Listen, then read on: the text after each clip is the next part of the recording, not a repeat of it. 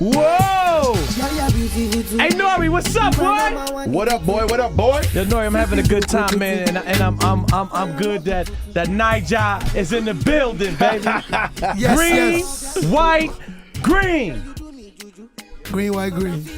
You know what I'm saying? 800-585-1051. It's DJ Something Gwynegard. I'm up here. Yes. Norie. Yes, I'm here. That's what it is. You know, That's right, Come on, man. Now listen. You know who responds to this kind of music, bro? Norie got them songs nobody got. Yo, You know what I'm saying? I'm about to rate his computer. Some guy step his game up. Yeah, it's all good. Come on. You know what I'm saying? Davido's in the building. Yeah, what's up, brother? What's poppin', man? First off, let me just start it off and just saying that I'm very excited and I'm happy because you know, a lot of times, you know, my people come to me and they say, "So, why you don't play Afro beats?" And I say, I play it a little bit, but I don't know if America is ready for it just yet. Yeah, I feel and a lot of times they always come to me and they be like, "Yo, why don't you play it? Why don't you play it?" And now I feel like just Afro beats just broke through. You understand? Do you feel the same way, Norie? I kind of agree and disagree. Okay, you can talk to me. Talk. I've been playing Afro beats On the mainstream, Norie. All right, let me put a disclaimer. Norie has been playing Afro beats for a very long time. Yes. I'm talking about on the mainstream because now we can go 2:00 in the afternoon and hear Afro beats. About time, still. Everywhere. About time. How do you feel about that? Feels good.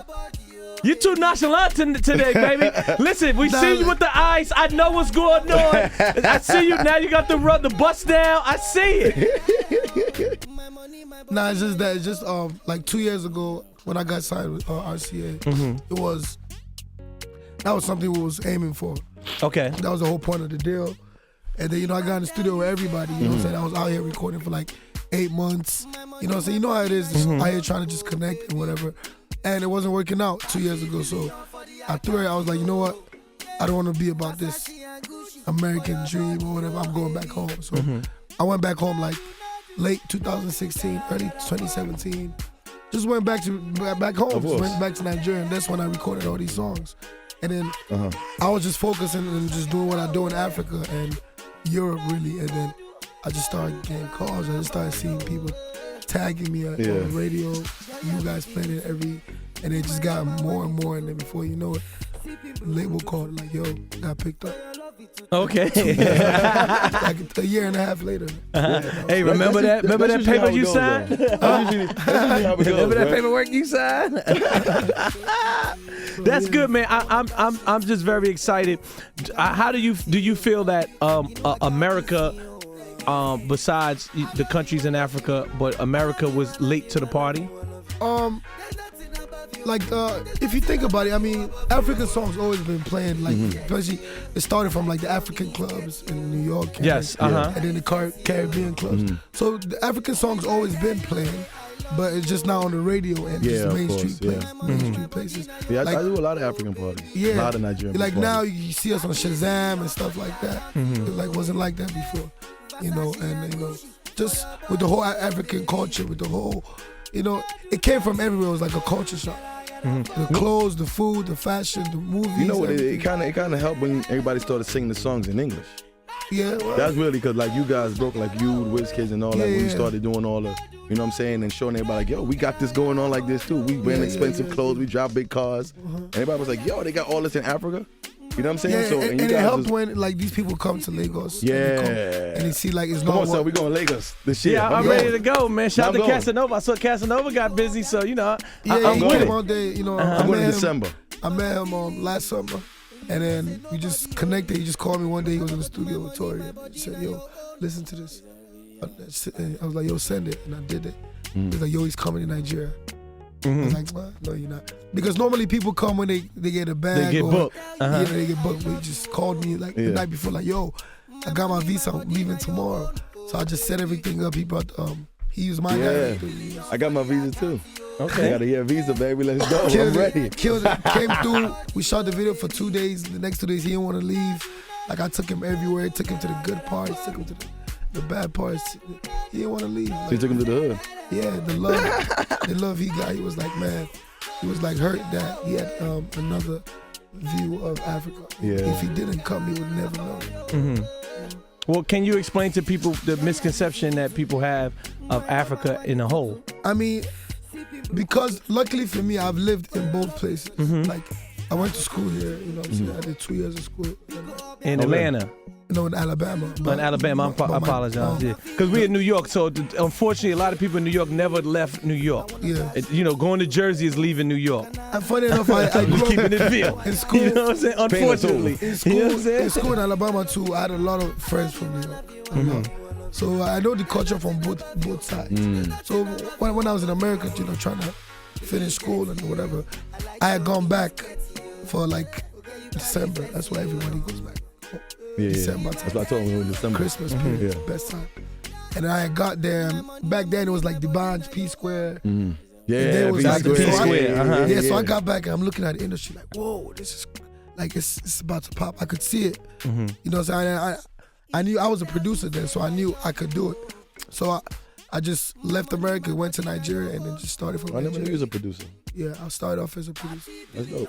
I record all my shit. What is the misconception that, because I just want people to I mean, it's just like, I take a picture somewhere, or like when I got my car, like when I buy a car and they're like, you really taking that home? Like, yeah, I mean, you can drive that there. Yeah. Like there's some places when I'm home, like there's this new island called Echo Atlantic. It looks like Miami. So one time I was just driving, filming it, and like, my boy wrote me like, yo, that's Nigeria? Like, how?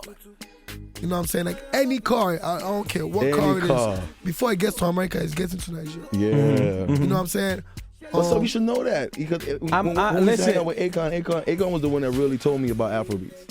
Yes. And that's what really had me going from then. Cause I used to hang with don't Akon. get me wrong, every part has its bad part and a good part. Yeah. The only way for you guys to see, you have to come, you gotta see it for your own eyes.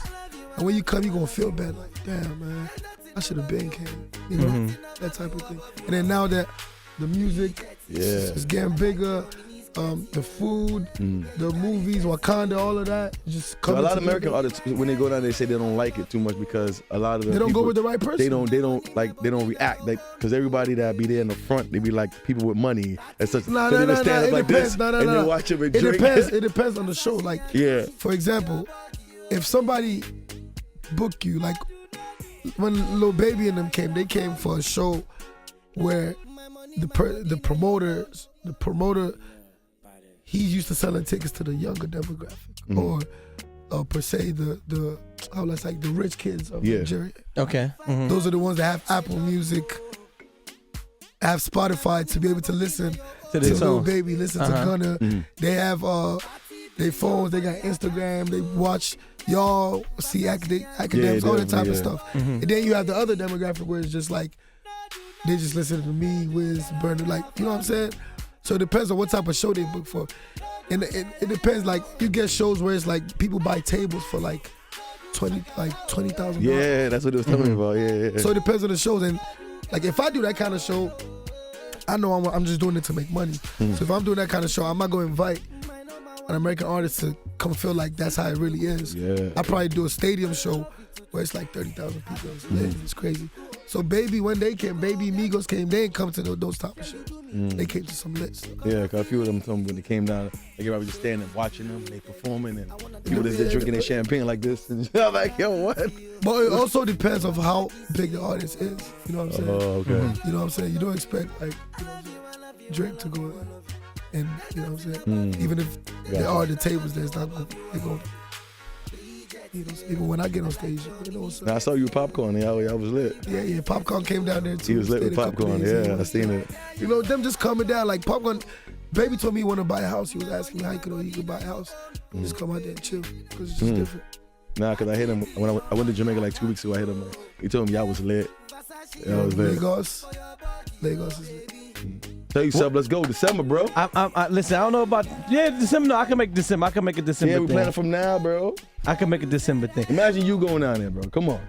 Listen, I may not come back, man. I might get somebody pregnant. I'll keep it real, man. I don't know, man. What is your relationship with other African artists? I mean, it's all love. It's not like back home. It's not like here where it's like, you know what I'm saying? Oh,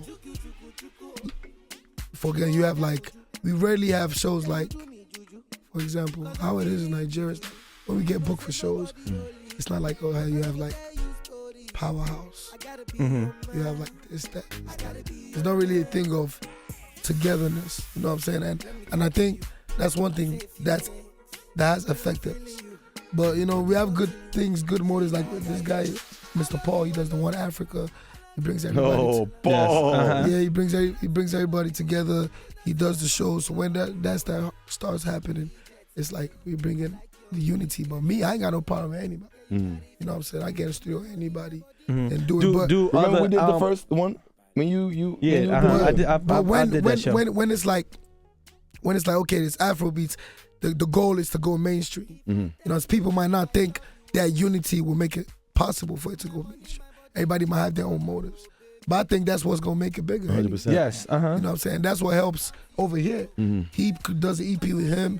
He does a show with him. They go on tour together, blah, blah, blah. Yes, so a lot of them wouldn't think that way. You know what I'm saying? So.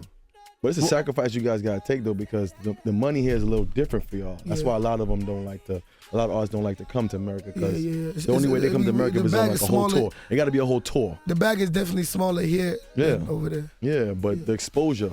The exposure, of course. Is better. Yes, sir. Well, what could you do to change that narrative? Maybe like you may be the first person to reach out to someone or something like that. Like, hey, let's do a collab or put them on your single. I mean, I'm open to that. Like who?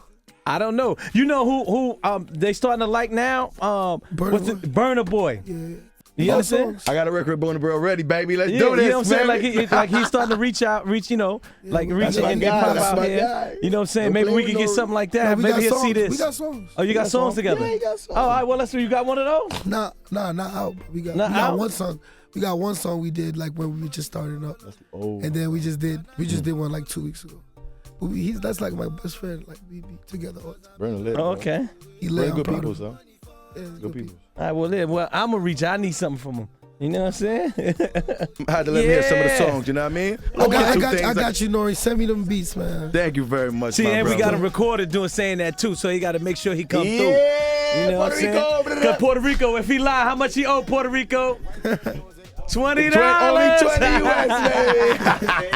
US, US. Now, the last time I saw y'all, we was in LA. Davido's in the building, and you won the international. What was it? The Best international award. Congratulations, right? bro. It was very, very, very happy. I was very excited, and you know what? Like, I want you to. Thank you for the shots. Shout outs. Oh, the shot there. I bought them shots. Everybody shots and stuff. You was there too. Yeah. Whoa! You should do a picture of it like this. You also won an award at Nickelodeon, also, right? No, I just got nominated for Nickelodeon Kids Choice. Oh, nice. Yeah. So how did that feel? Like even just like being big and accepted in America, especially when you said you was here, and then if I feel like you had to go back home to get back accepted here. How did you feel? Like I always said, it was like a cycle. When I went home and focused on what I had to do at home, it just naturally crossed over here. And then with the BETs, like for years they've been giving. I actually won that award in 2014, but they always give the award backstage. Okay. So like, I think after like 2 years, like artists just started like boycotting it, but like, yo, we're not gonna show up. So I was just lucky that the year I won, they used to do the Africa and the UK separate. So they were like, all right, if you're gonna do it on the stage, they're gonna have to combine both categories. So luckily I won, went on stage, and had the opportunity to say what I had to say, and it went a long way for me, because from there I got on Quavo's album. Me and Quavo did like 4 songs. I got on J. Cole's festival. I'm doing that April. Nice. You know, so I got opportunities came through from there, just from having the opportunity to speak for just 10, not even up to 10 minutes in front, having everybody's attention. And imagine that happening like at the Golden Globes. Like we have like Best International Film category where we have like African films, and they win and they have the opportunity to speak. We don't have that platform. Yeah, for real. You know what I'm saying? Like this is my first time doing all this press. You know what I'm saying? And what I had to do it just to have that mainstream record. You know what I'm saying? And there are other songs people love. I got you, bro. Yeah. Don't play me, bro. The other songs don't people love, but it's like, Come on. It's hard. Do you are you frustrated that like the songs that If and Fall, which is like years old, and these are the records that you know everybody like, oh, you like, yo, that's mad old. Yeah, it's old. Like Fall's a year and a year and like 2 months, 3 months old. Mm-hmm. And everybody asks me why Fall? I'm like 10 records after that. Mm-hmm. But it's just Facts. I'm not complaining because like people have been trying. But what years. makes you think people connected to that record? I think the message is just easy and it's just yeah. I don't want to be a player. I mean, it's like, you know what I'm saying? First of all, Biggie said that line. Mm-hmm. You know what I'm saying? Sorry, Big Pun said that line. Big Pun. Both of them said it too. Don't worry about Big Pun first. But Big Pun first. Salute. Let's get said in. that line. Shout out to all the Boricuas out there. Yeah. You know what I'm saying? Yeah. So we did that, and it was just easy because I actually recorded that song in Atlanta, and I got the inspiration from that song is of being in the strip club. Okay. Because the money fall on you is the strip. Yeah, the money yeah. you throw in. The banana, everybody know what that is. You know what I'm saying? And then Prada follow you, like you shop for the girl. And that's like American culture. Like, you know how it is, man. You know, drop a bag on a girl, take it to the mall. Blah, blah, now blah. you showing your Yankee side, and then, huh? you know, it's just really easy to sing. And it really caught on from the Caribbean side. I started getting booked in Caribbean. And from there, I just woke up, blah, blah, blah. Everybody like, boom, Fall. Shit. I don't know how. Let's go I'm with just it. confused by it. But it's the first time like people coming to me like, yo, you got a hit. I'm like, oh, thank you. They're like, no, bro, you don't understand. You got a hit. Leave Africa, go to America, work, push it. You got everybody on your back, basically.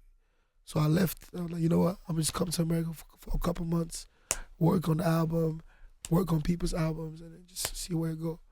But right now we working. Nah, but your fans, they been loving your stuff regardless. Like all the Nigerian parties I play. Of course, but it's different when your fans and seeing people they'll never ever think will like it.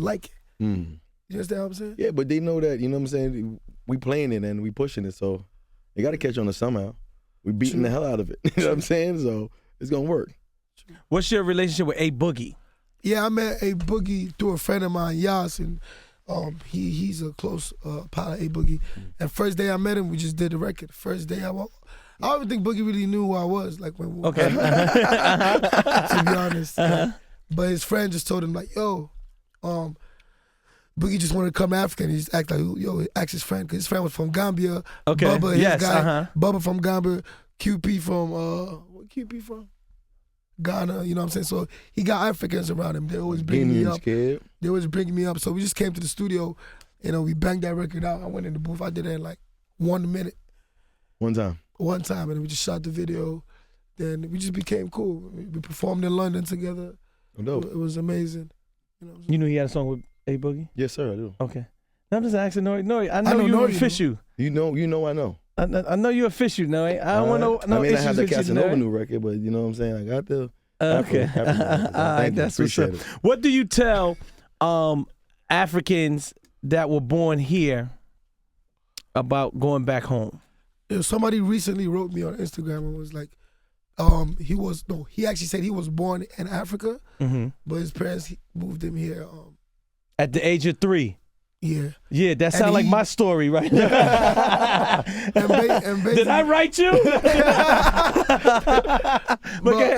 And basically what he was saying that he had made a fortune off some tech thing he did. He made like $60 million. I didn't make the fortune, but all right, go ahead. That wasn't your story. But he was telling me how he wants to go back and invest it so much back in the country, but he doesn't even know anything. He doesn't know his cousins. He doesn't even know how to get back, who to call, how to even get to Nigeria. So that got to me. I was like, wow, you know what I'm saying? So I gave him some contacts, and he actually went and visited Nigeria and invested some money. So, I mean,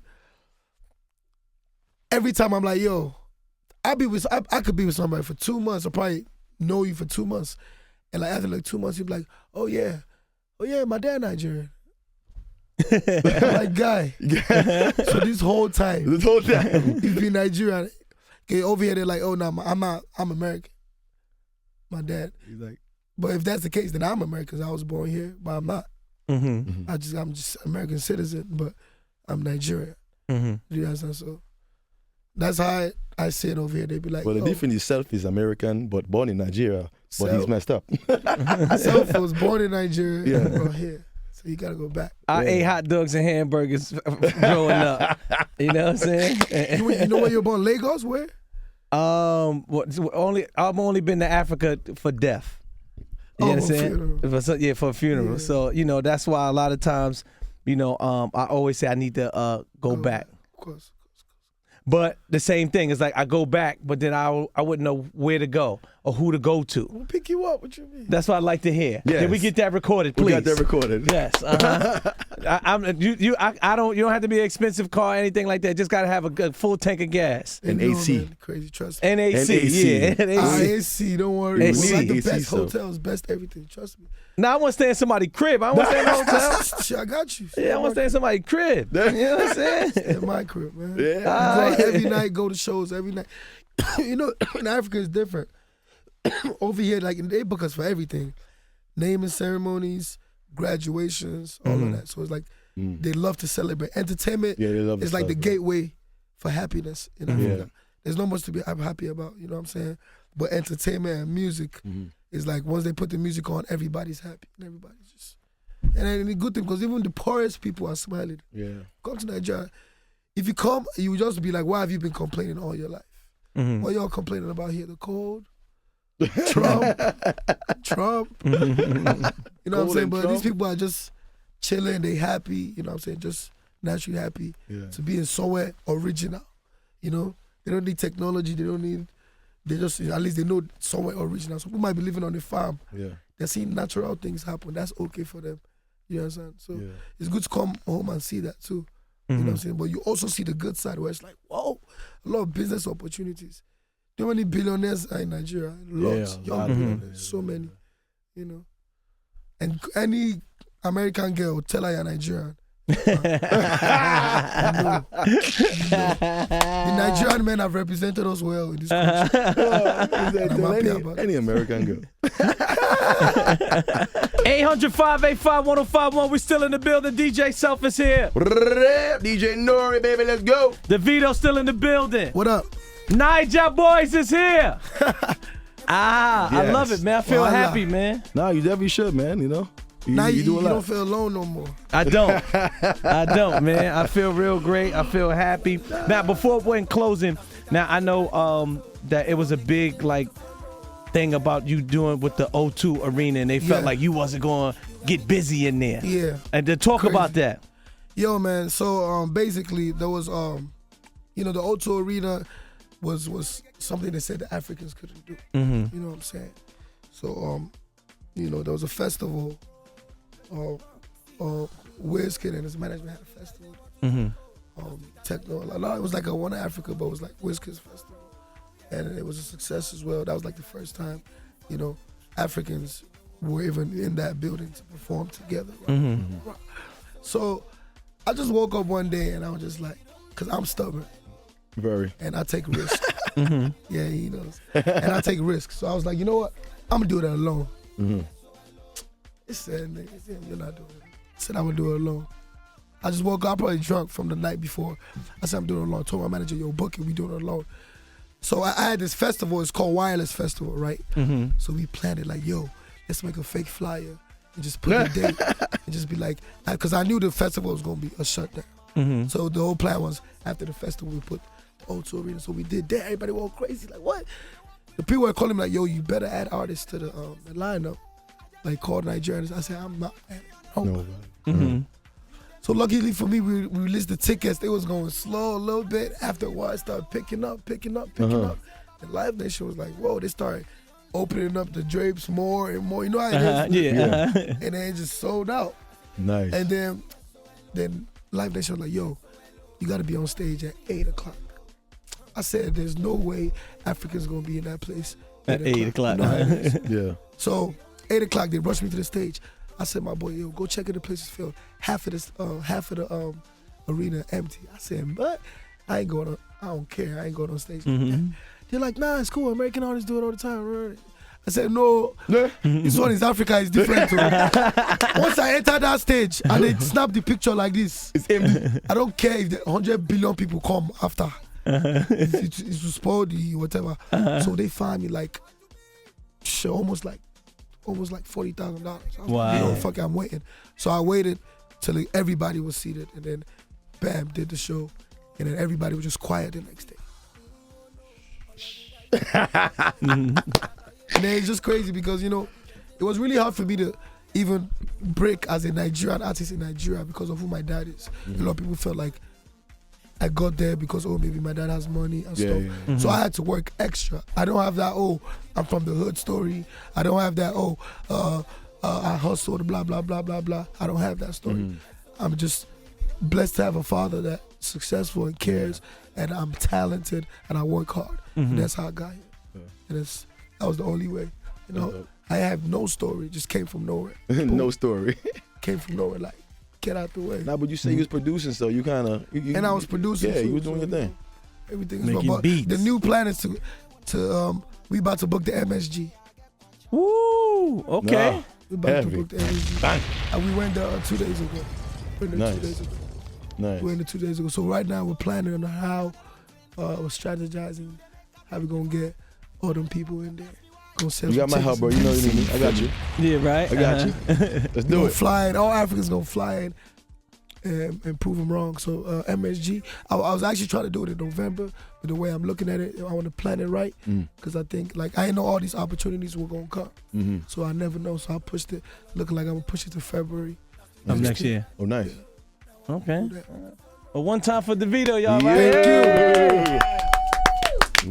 800-585-1051. The Niger boys in the building. Niger boys in the building. That's right. Power 1051, y'all.